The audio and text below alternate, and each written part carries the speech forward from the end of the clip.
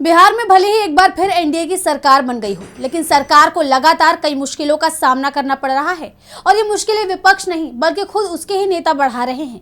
हाल ही में बिहार एनडीए में अंदरूनी टूट की खबरें आ रही थी और अब जेडीयू के ही नेता ने अपनी सरकार के डिप्टी सीएम सम्राट चौधरी से इस्तीफा मांग लिया है, जिससे जेडीयू सहित पूरी एनडीए में हलचल तेज हो गई है।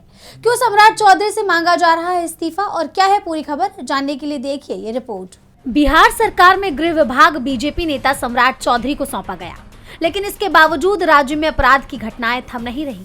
हाल ही में एक और घटना घट गई और अब इसे लेकर सरकार के अंदर से ही आवाजें उठने लगी हैं। युवा जेडीयू के प्रदेश उपाध्यक्ष गौरव सिंह राणा ने इसे लेकर अपने ही डिप्टी सीएम के खिलाफ मोर्चा खोल दिया। उन्होंने राज्य में लगातार हो रही अपराध की घटनाओं पर न सिर्फ सम्राट चौधरी पर सवाल उठाए, बल्कि उन्होंने गृह विभाग न संभाल पाने के लिए उनसे इस्तीफे की मांग भी कर दी। सच कहना अगर बगावत है तो समझ लो मैं बागी हूँ। सच्चाई छुप नहीं सकती है।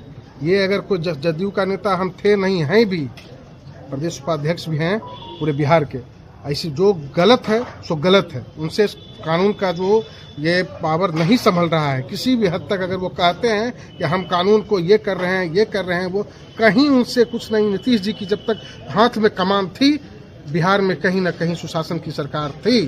अब वो चीज नहीं देखने को मिल रहा है। दिन दहाड़े रोड पर से चलते में अपहरण हो जाना, हत्या हो जाना, ये क्या है? ये क्या दिखाना चाहते हैं सम्राट चौधरी? अगर नहीं संभल रहा तो इस्तीफा दे। दरअसल बिहार के बेगूसराय में पिछले 7 दिनों से एक मोबाइल दुकानदार लापता था और 30 दिसंबर को दुकानदार का शव चेरिया बरियारपुर थाना क्षेत्र के बसही गंडक नदी घाट पर पाया गया। छानबीन में सामने आया कि युवक का उसी के घर के सामने अपहरण हुआ था। हैरानी की बात तो ये है कि अपहरण की एक घटना स्थानीय थाने से महज आधा किलोमीटर की दूरी पर हुई, लेकिन पुलिस को इसकी भनक तक नहीं लगी।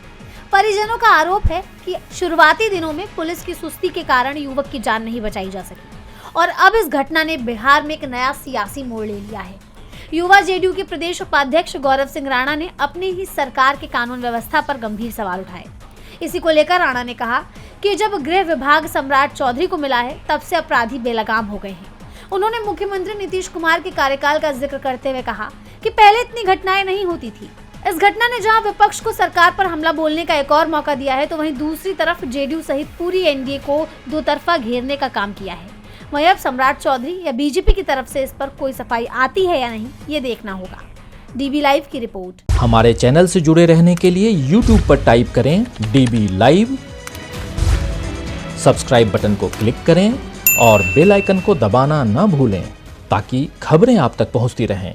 देखते रहिए डीबी लाइव, क्योंकि यहाँ हैं खबरें लगातार।